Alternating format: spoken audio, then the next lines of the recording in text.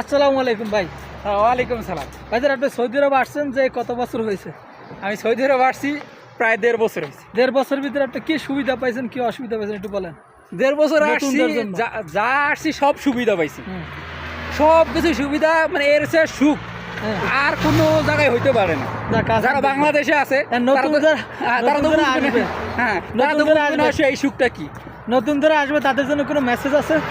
ভাই তাড়াতাড়ি চলে আসেন। হ্যাঁ, তাড়াতাড়ি চলে আসবে। হ্যাঁ, তাড়াতাড়ি চলে আসেন, তবে আসার সময় একটু ভালো দালাল দেখে আসবেন। যাত্রাতে আসেন না, নাইলে আর আসার আগেই একটা প্রস্তুতি নিয়ে আসবেন। আসলেই কাপড় ধুইতে হবে, আসলেই ভাত পাক করতে হবে, মানে আম্মু থাক, আন্টি থাক, বউ থাক, ভাবি থাক, সবার কাছে মনে হয় ওদের কাছে রান্না বাড়িটা শিখে আসবেন।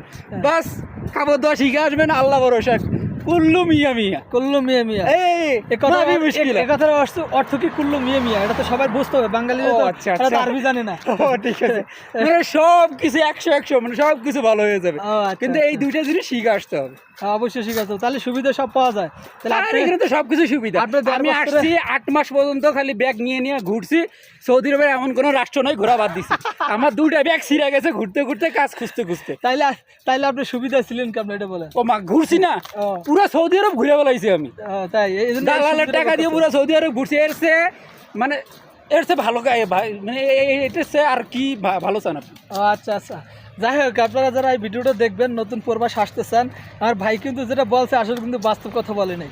১.৫ বছর ভিতরে পুরো সৌদি ঘুরছে, তার মানে বুঝতে পারছেন যে দালালে আনছে, সে যে কাজের কথা বলছে সে কাজ কিন্তু দিতে পারেনি, এবং কাজ না পাওয়ার কারণে কিন্তু এই জায়গায় ওই জায়গায় ওই জায়গায় যাওয়া লাগছে, ব্যাগ কিন্তু ২টা ৩টে ছিঁড়ে গেছে।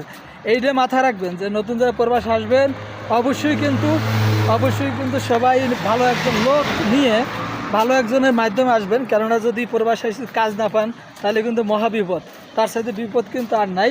এই কথাটা ভাই কিন্তু বলতে চাইছে, কিন্তু আপনাদেরকে সেই সঠিক কথাটা বলে নাই, কারণ আপনাদের মনটা ভেঙে দেবো তাইলে, যে আপনারা প্রবাসে আসতে চাইতেছেন, তাই প্রবাসে আসা থেকে বিরত থাকবেন, তাহলে যে এত কষ্ট বা এত কিছু সেটা ভেঙে বলে আর নাই। যাই করবেন ভাই, ঘুমটাই আইবেন, মানে বালা মতো ইচ্ছে মতে ঘুমটা যাই আইবেন, কারণ ইয়ে নাই রে ১২ ঘন্টা ডিউটি, এরপরে ঘুমে রান্ধি বাড়ি খাই, ঘুমের সময়টা নাই। তো যাই করবেন, যারা নতুন হইবেন বাংলাদেশে থাকতে ভালো করে ঘুমাইলাম। যাক। ওকে, এখানে বুঝতে পারছেন মেসেজটা কি? এখানে আসারও কিন্তু ১২ ঘন্টা ডিউটি করা লাগবে, ১০ ঘন্টা ডিউটি করা লাগবে, তারপর রান্না করা লাগবে, তারপর কিন্তু সব। এই জন্য আপনারা আগে ভাগে দেশ থেকে বেশি করে ঘুমিয়ে আসেন, যেন আপনাদের কিছু ঘুম, আপনাদের অ্যাডভান্স ব্যাংকে যেরকম টাকা জমা রাখে ওইরকম জমা রাখতে পারেন, যেন আসার পর আপনাদের কোনো সমস্যা না হয়। বুঝতে পারছেন বিষয়টা? আমি কিন্তু রাস্তায় হাঁটতেছি, ভিডিও করতেছি, হয়তো কিছু রাস্তায় হাঁটি তো ভিডিও করতেছি, যেন সাউন্ডে কিছু সমস্যা হতে পারে, তা আপনারা এটা একটু ঠিক করে নেবেন, বা আপনারা ঠান্ডা মাথা শুনে নেবেন যে নতুন প্রবাসীদের জন্য কিন্তু এটা একটা ভালো তথ্য দিছে বা ভালো পরামর্শ দিছে আমার ভাইরা। আর আমি তো আপনাদের তথ্য যদি জানার থাকে তো অবশ্যই আমাকে বলবেন, আমি জানিয়ে দেবো আপনাদের। ইনশাল্লাহ সবাই ভালো থাকবেন, টাটা।